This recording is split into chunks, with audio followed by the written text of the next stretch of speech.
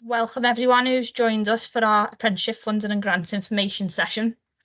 So your camera and your microphone will be switched off for the duration of the event, but there is a question and answer function at the top or the bottom, depending on how your screen's set out, and a chat function, so you can ask any questions through those facilities and we'll direct those to whichever presenter your question is for. I'm joined today by my colleague Paula, who works at St Helens College in the business development team, and a couple of our partner associates as well.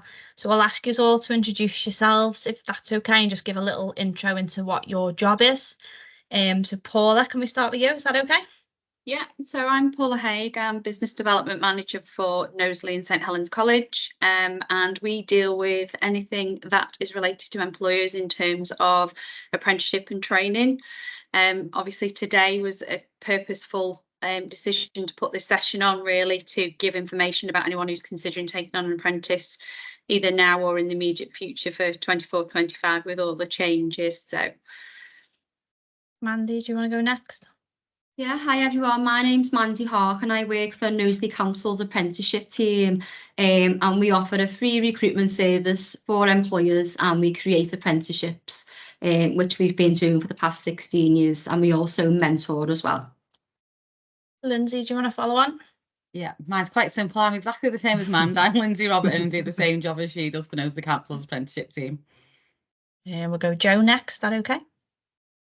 Yeah, afternoon all, and yeah, my name's Joe Keegan. I'm the Employer Brokerage Manager at the Liverpool City Region Combined Authority, and both I and my team work with employers across the city region just to understand what the skills gaps are and try and signpost them really to providers, training providers and colleges, as well as to identify appropriate funding streams for them. Well, and last but not least, Gemma. Hi, yeah, I'm Gemma Hill and I work with CITB. My job is to help construction employers to recruit and enrol apprentices, and also to help you access the CITB grants which support with work experience and apprenticeships.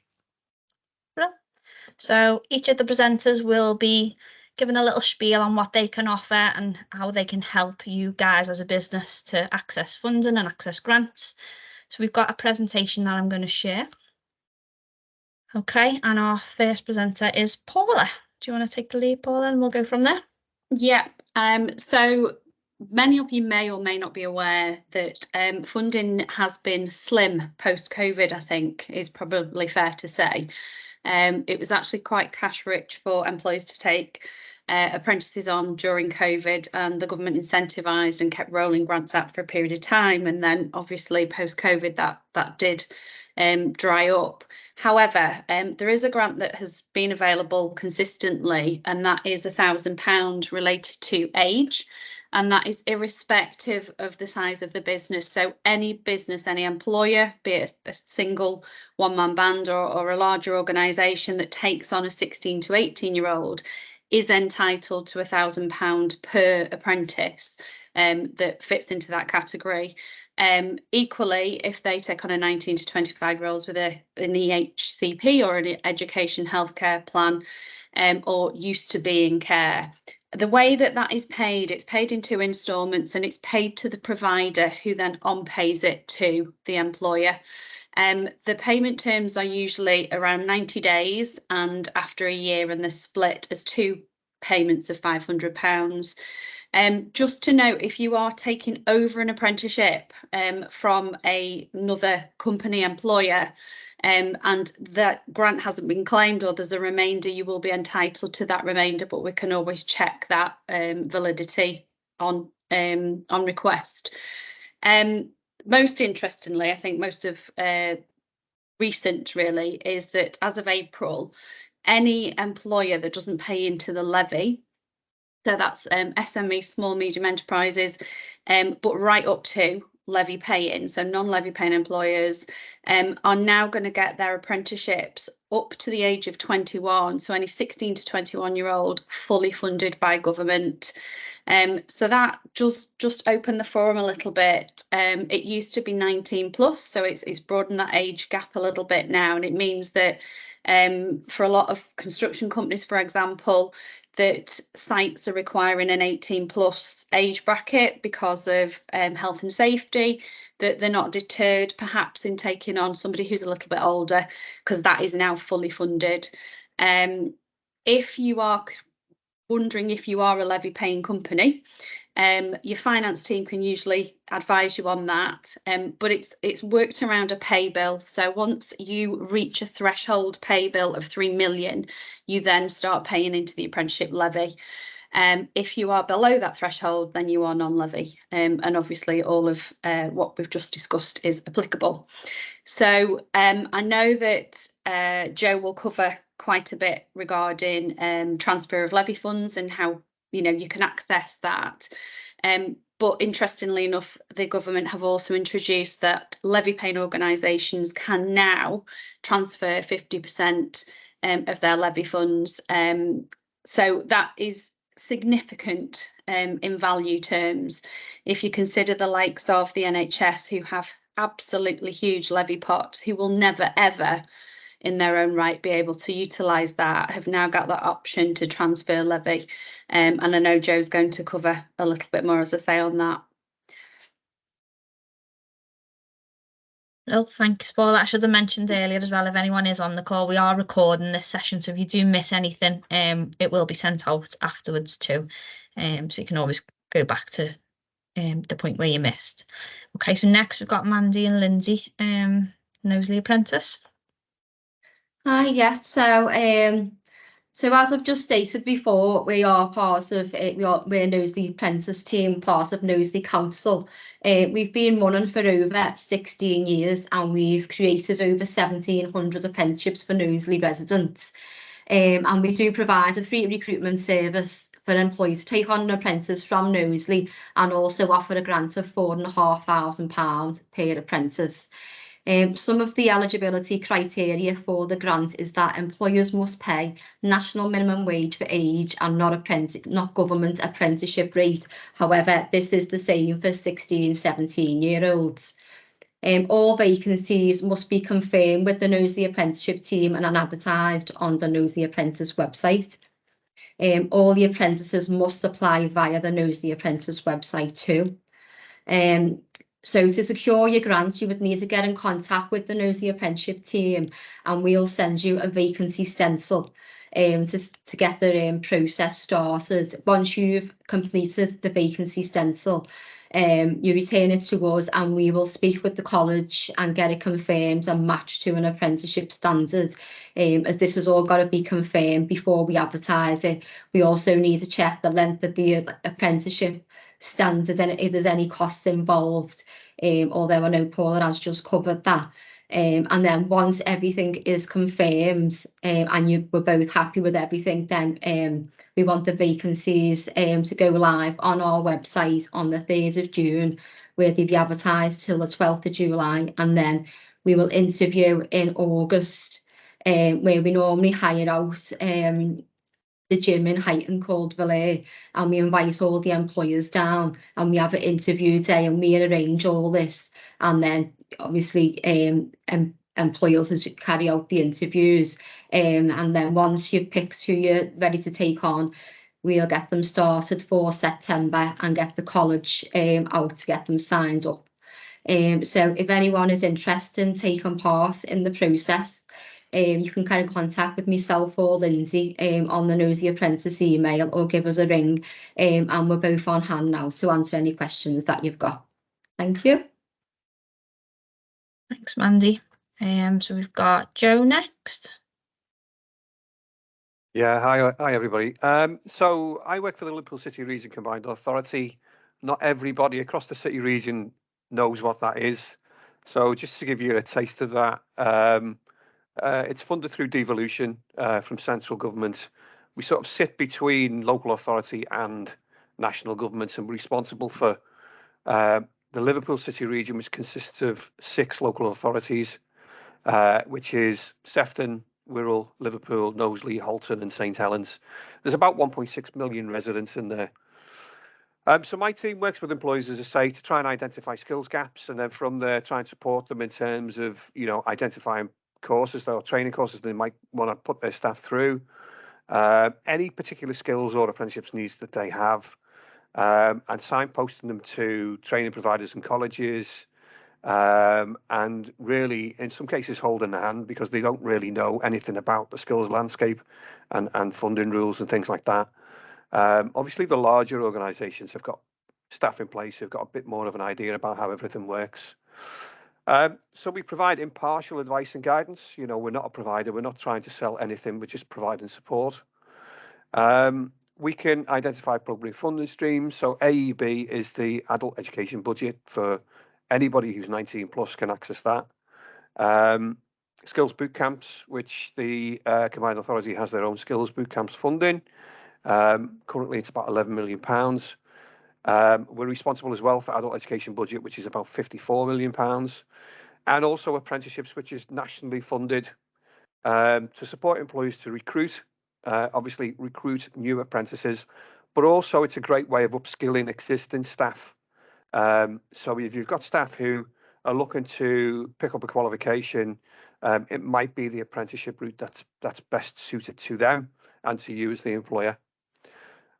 So we can then signpost to local delivery partners, as we call them. So that could be a college, it could be a private training provider, it could be a university if we're looking at level 6 and level 7 apprenticeships.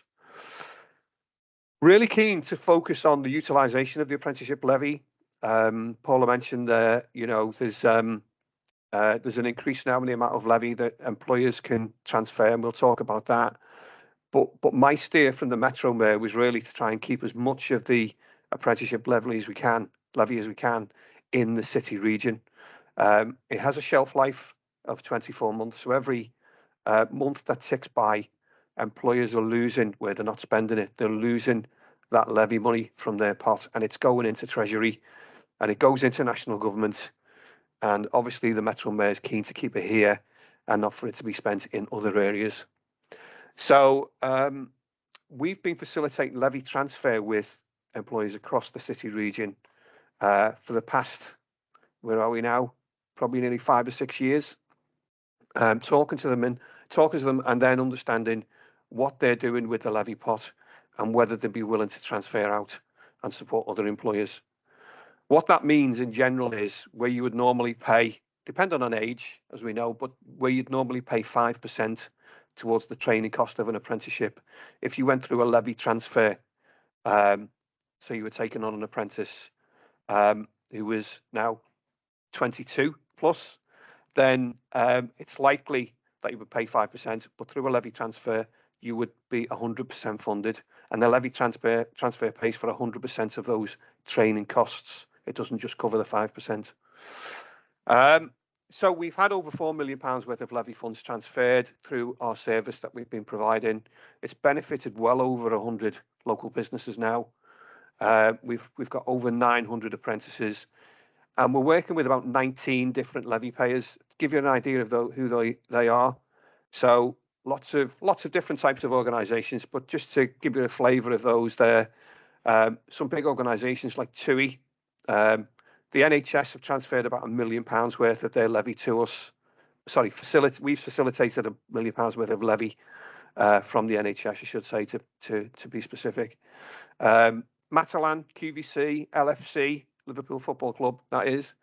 And just this morning, I've had a conversation with the BBC. So the BBC are keen to get involved in supporting us across the city region. So that number of levy payers will continue to go up in terms of the ones that we're working with. Obviously, the colleges and training providers are also working with their employer contacts, and there'll be levy transfers happening in there.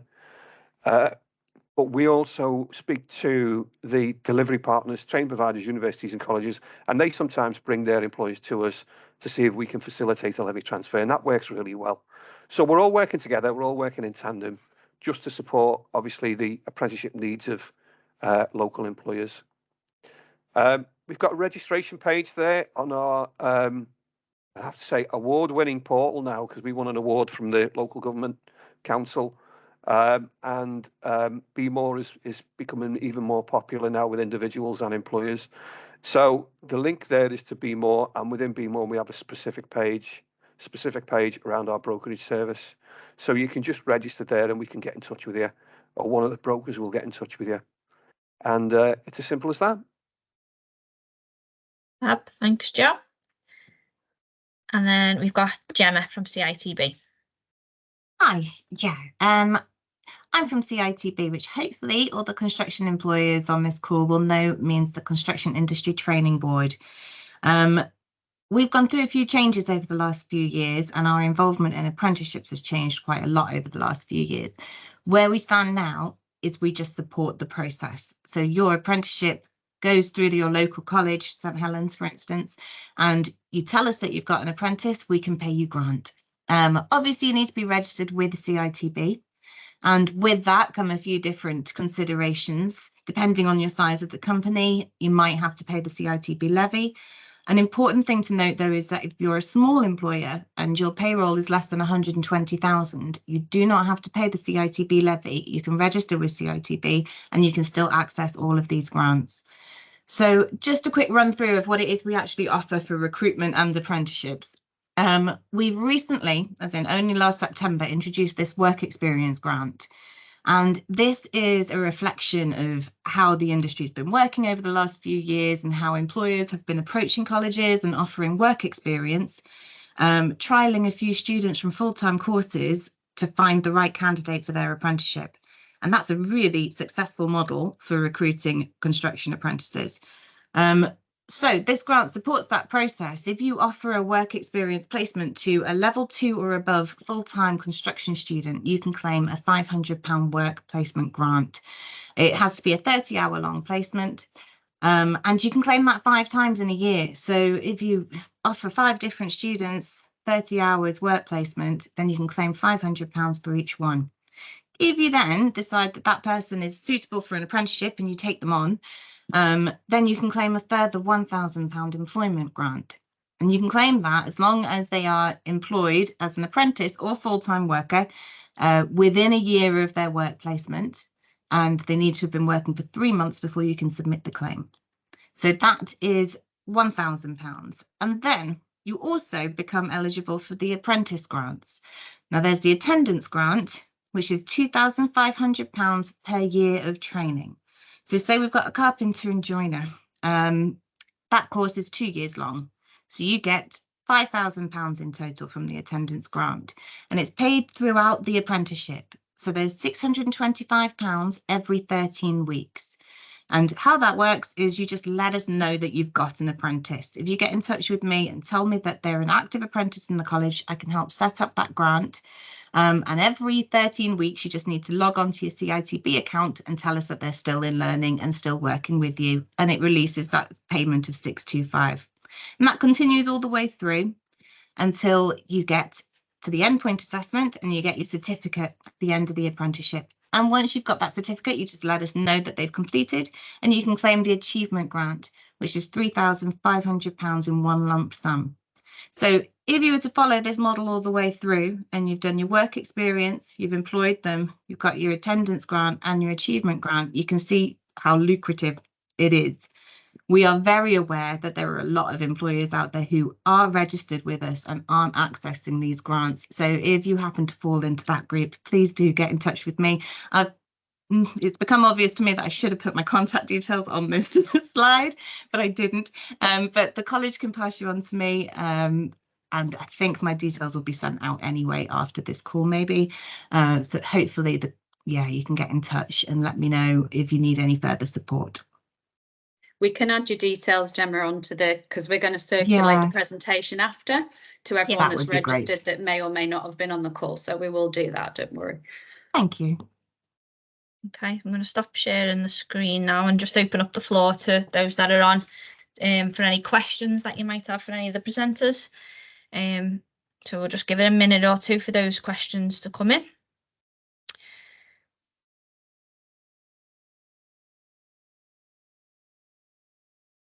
I'm actually going to request while we're fielding questions, Lisa, that if we can repeat this session again in perhaps June time, where the ramp up perhaps of apprenticeship starts in preparation for September, it might be great to try and repeat it again if everybody's on board with doing that. Yeah, no problem. Right. Yeah. Okay, there's a question. Does the employer need to be in Knowsley to claim the Knowsley grant, or is it just the learner? It's just the learner that needs to be from Knowsley. The employer can be anywhere. Brill. Within, obviously, travelling distance for an apprentice to get to from Knowsley.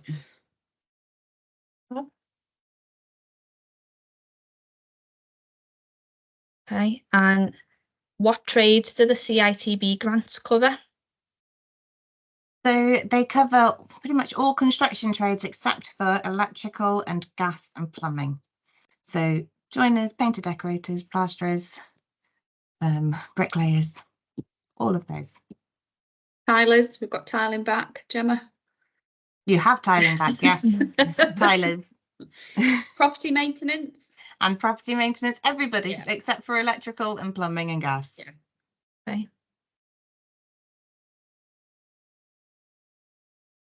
If I take on a 22-year-old, how much will it cost the organisation? Okay, so 5% essentially, but as we've discussed and as Joe's alluded to, there's a very big probability that a transfer of levy may be suitable and accessible.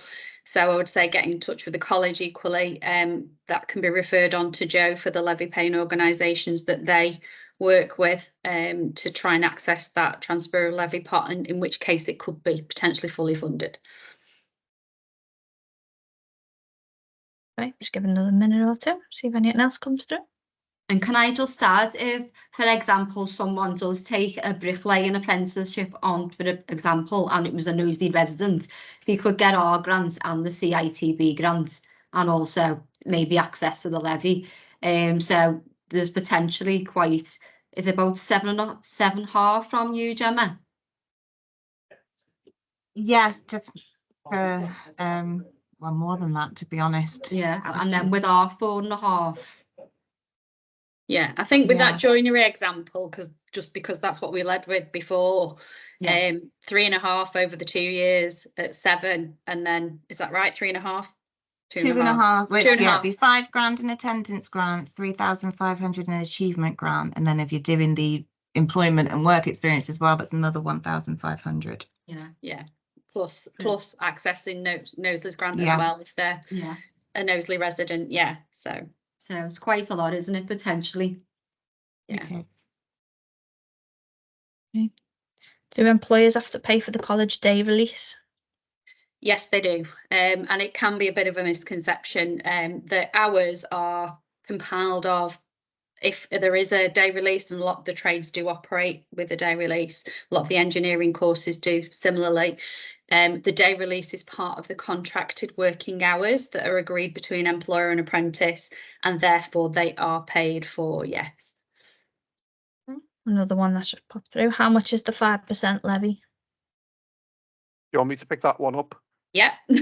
Yeah, I understand it's a bit confusing with all this information in one go, but the levy is basically a pot that levy paying employers pay into, and they're constantly paying into it on a monthly basis. So as we said, some of those employers, they don't utilise their levy and can transfer that levy to other employers.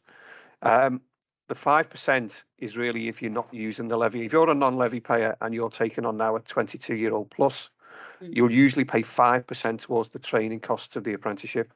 Now, apprenticeship standards are all costed at different rates, so that's a bit confusing.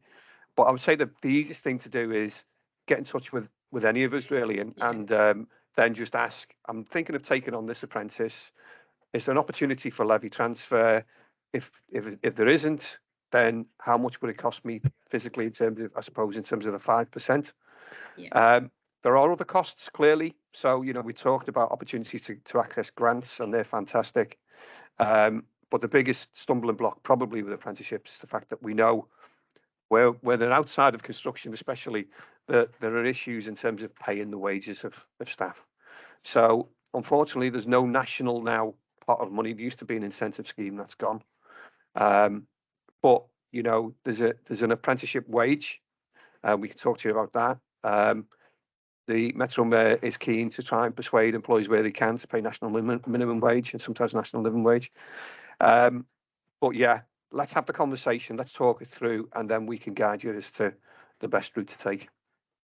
I think it's on the back of that as well, Joe, the rate now of £6.40 as of April for a 16, 17-year-old is the same whether it's an apprentice or a directly appointed employee, which it does also benefit those that are looking at apprenticeship as a model to go into, you know, whether it's a trade, whether it's a business qualification, whatever that is that they're pursuing. Not only are you getting paid, getting a qualification and fundamental skills within an organisation, a business, a site, but you're getting what you would get as the equivalent rate of pay were you to be directly employed. So I think that's been a good move, really, aligning that. Yeah, I should just also probably to add that if you're looking to put existing staff through an apprenticeship, we wouldn't expect to see any change in terms and conditions.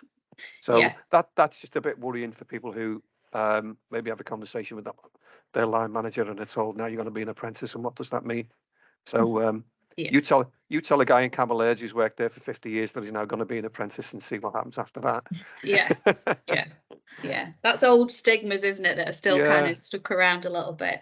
But No, I think we've seen more change, haven't we, in terms of organisations using upskilling, reskilling of existing staff to support through apprenticeships, you know, and that's a great way of meeting your skills gaps in the business, and also enhancing employer retention.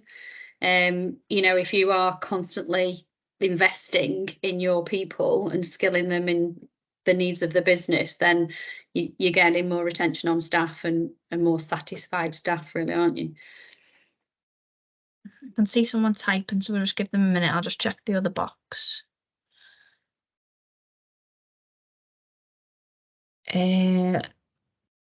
So they've put, take it over a second year apprentice, 19 in August, if registered before his birthday. Is he classed as a 19-year-old for a September start? Yeah, but because of the age change now anyway, that isn't so much an issue. In terms of the incentive grant 16 to 18-year-old, then that would impact. So it will be from what the date of birth of when he registers. So if he's 18 when we register him on the apprenticeship programme, then you'll get the incentive grant. If he's 19 plus, that £1,000 would be missing, but obviously depending on the size of your organisation, you would be fully funded for the apprenticeship training costs. Hopefully that makes sense. I don't think there's anything else coming in, but we'll just give everyone a little minute before we end. That probably actually does lead to a question of taking over apprenticeships, particularly in a longer term programme. We see that businesses can't necessarily always sustain that full length of programme. Talking plumbing, electrical apprenticeship, for example, at 4 years, where that apprentice is taken on by a second organisation. Obviously, we would talk to you then about how that funding would work, and it's generally on the start date of when they started the apprenticeship in terms of age related and funding and grants related. So just a point to mention, really. Okay, I think that's it. I can't see anything else coming in. Let me just check the other box just in case. No. Okay, so as mentioned earlier, the session has been recorded. We will send out everyone's contact details, and we'll send a list of the questions and answers as well in the email that where we send the recording, when we send the recording out. And if anyone has got any questions, just feel free to email any of the presenters that are on the call today. I'm sure they won't mind. So thanks everyone for joining us. Thanks to all the presenters as well. It's been really useful information, including for myself as well. There's some bits in there that I didn't know too, so that's been really useful. Can I ask, before everyone departs, obviously we've recorded this to be able to field out to anyone who's registered that may or may not have been able to attend, obviously, as the session's gone live. Are you happy for this to equally be shared on our social media channels? Oh yeah, that's absolutely fine. That's fine. Just wanted everyone's agreement before we do anything like that. Okay, great. Thank you. Okay, thanks everyone. Thanks Thank you. everyone. Yeah. Bye. Okay, bye. Thank you. Bye. See you soon. Bye. Bye.